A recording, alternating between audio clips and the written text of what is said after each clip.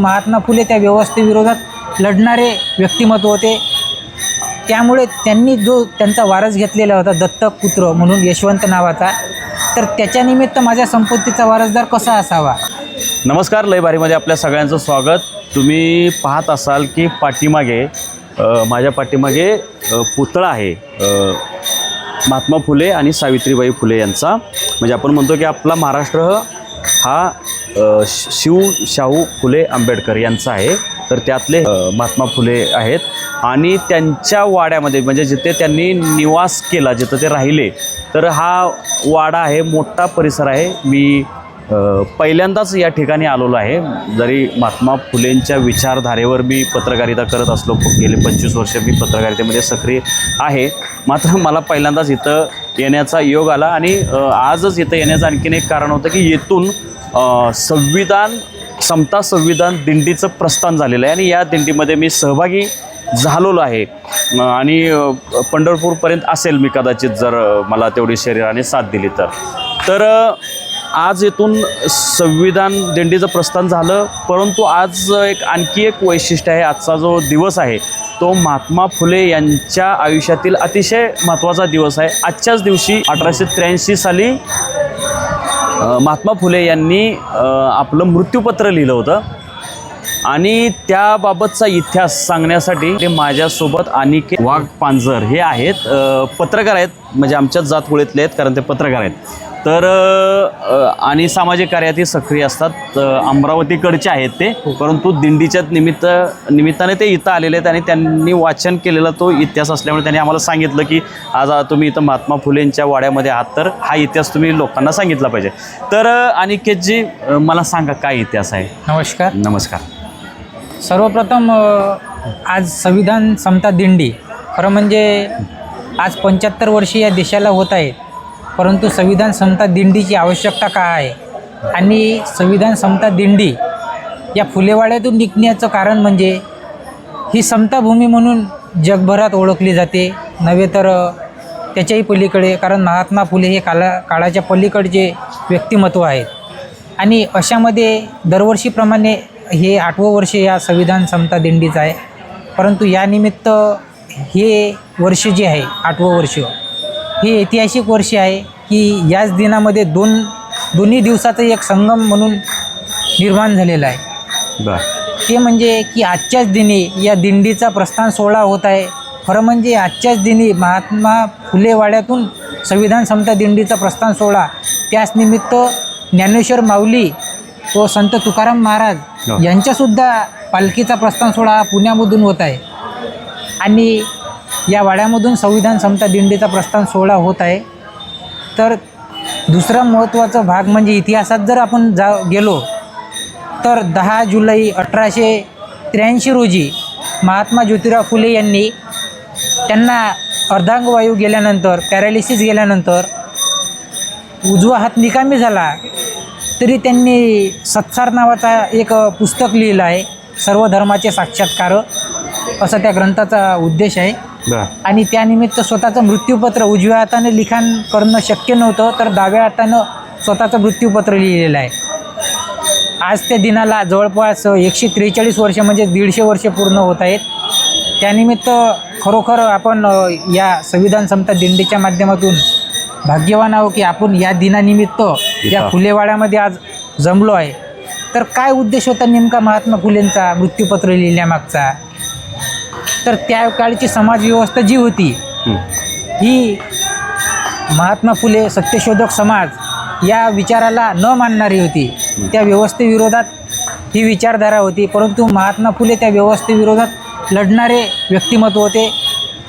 त्यामुळे त्यांनी जो त्यांचा वारस घेतलेला होता दत्तक पुत्र म्हणून यशवंत नावाचा, तर त्याच्यानिमित्त माझ्या संपत्तीचा वारसदार कसा असावा. तर मी जे समाजकार्य केलेलं आहे किंवा माझ्या पत्नीनं जे केलेलं आहे सावित्रीबाईंनी, ते पुढे नेणारा हा यशवंत असावा. त्याच्यामुळे जर तो समाजसेवा करत असेल किंवा माझा गाडा जर पुढे नेत असेल तर माझ्या संपत्तीमध्ये त्यातले वाटा देण्यात यावा.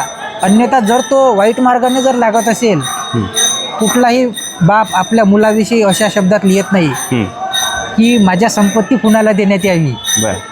महात्मा फुलेंनी ते त्यांच्या मृत्यूपत्रामध्ये लिहिलं आहे की माझ्या मुलगा जर वाईट मार्गाने जर जात असेल तर त्याला त्याच्या संपत्तीमध्ये पूर्ण वाटा न देण्यात यावा, योग्य लायक व्यक्तीला तो संपत्तीचा वाटा देण्यात यावा, हे महात्मा फुलेंनी त्यांच्या मृत्यूपत्रामध्ये लिहिलेलं आहे. महात्मा फुलेजवळ त्या काळी 200 एकरपेक्षा जास्त जमीन होती.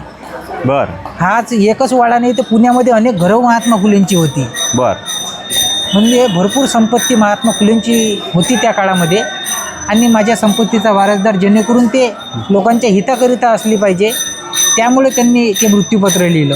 एवढेच नव्हे तर मी जो सत्यशोधक समाजाची स्थापना केलेली आहे, कुठलाही कर्मकांड न करता, पूजाविधी न करता, अगदी निसर्ग तत्वप्रमाणे माझा अंत्यविधी करण्यात यावा अशी त्यांनी मृत्यूपत्रामध्ये नोंद करून ठेवलेली आहे. आपण जर बघितलं तर फुलेवाड्यामध्ये तो मृत्यूपत्र आपल्याला दिसेलच. बर आणि त्यामुळे त्यांनी तत्कालीन महानगरपालिकेला एक पत्र लिहिलं की माझ्या मृत्यूनंतर माझा अंत्यसंस्कार कुठल्याही ब्राह्मणाच्या हातून किंवा कर्मकांड न करता 4x6चा गड्डा खोदला त्यांनी फुलेवाड्यामध्ये. आपल्याला जी जागा दिसते त्या ठिकाणी तो गड्डा होता. आणि माझा अंत्यविधी येथेच करण्यात यावा, परंतु त्या काळी महानगरपालिकेने तशी परवानगी दिलेली नाही. त्यामुळे सावित्रीबाईंनी तो महात्मा फुलेंचा अंत्यसंस्कार शहराबाहेर केला. आणि दत्तक पुत्र त्यावेळी या व्यवस्थेने त्यांच्या स्वतःच्या वारसदाराले, कायदेशीर वारसदाराला अंत्यसंस्कार न करू देता त्या काळी सावित्रीबाईंनी फुलेंनी पहिल्यांदा इतिहासामध्ये धाडस केलं की नवऱ्याच्या चितेला आग लावण्याचं काम ही पत्नीने केलं. हा मोठा ऐतिहासिक क्रांती केली सावित्रीबाई फुलेंनी. आणि 28 नोव्हेंबरला त्यांचं जसं महापरिनिर्वाण झालं त्यानिमित्त 30 तारखेनंतर त्यांनी ही जी फुलेवाड्यामध्ये आपल्याला समाधी दिसते त्याच ठिकाणी त्यांनी त्यांचा जे अस्थि कलश आहे ते इथे त्यांची राख टाकलेली आहे. त्यामुळे आपण खरोखर या ऐतिहासिक दिनाचे महत्त्व जाणून महात्मा फुले यांची जो सत्यशोधक समाज आहे, जी चळवळ आहे, ती खरोखर बहुजन समाजाने पुढे नेणे काळाची गरज आहे. आणि महात्मा फुलेंनी तर एवढं सांगितलं होते की माझ्या मृत्यूनंतर तर सोडा, माझ्या जिवंतपणी सुद्धा ब्राह्मणवाद्यांची माझ्या शरीरावर सावली पडता कामा नये एवढ्या पण ते भाजपने मध्यंतरी कार्यक्रम घेतला होता इथे नायगावला, तिथं बामण आणून बसवला होता पूजा पाठ करणारा. पाहत असाल तर विचारांचं जेव्हा आपण त्याचा विरोध करू शकत नाही तर आपल्यामध्ये सामावून घ्या. अच्छा, अशी एक नेरेटिव्ह सातत्यानं या महाराष्ट्रामध्ये चालत आलेलं आहे. आपण जर मध्यंतरी पाहिलं तर भाजपच्या खासदार मेधाताई कुलकर्णी यांनी पुण्यामधील सर्व वड असताना नेमकं या फुलेवाड्यामध्ये वटपौर्णिमेची सर्व महिलांना घेत, प्रशासनाला सोबत घेत, पोलिसांना सोबत घेत या वडपौर्णिमेनिमित्त वडाची पूजा केलेली आहे. अच्छा, म्हणजे अंधश्रद्धा म्हणजे महात्मा फुलेंच्या विचारांना म्हणजे काळीमा फासणारं काम आहे. महात्मा फुले जे समर्थक आहेत त्यांनी इथल्या पुरातत्व विभागाला यादीच कल्पना दिली होती की हा राष्ट्रीय स्मारक आहे आणि कुठलीही धार्मिक कार्यक्रम घेणं हे कायद्याने बंधन आहे की तुम्ही असले कुठलेही कार्यक्रम राष्ट्रीय स्मारकात करू शकत नाही. तरी त्याला न जुमानता की सत्तेचा गैरवापर कसा करावा आणि धार्मिकता कशी वाढावी, तर त्याचं जिवंत उदाहरण म्हणजे वटपौर्णिमा. मागील वर्षी अनेक विद्यार्थ्यांनी म्हणा किंवा जे फुले समर्थक आहेत त्यांनी त्याचा विरोध सुद्धा केला होता. आपण दरवर्षी गोंधळ होते, दरवर्षी आहे की फुलेंचा विचार त्याच्या विरुद्ध आपण कसं काम करू शकतो.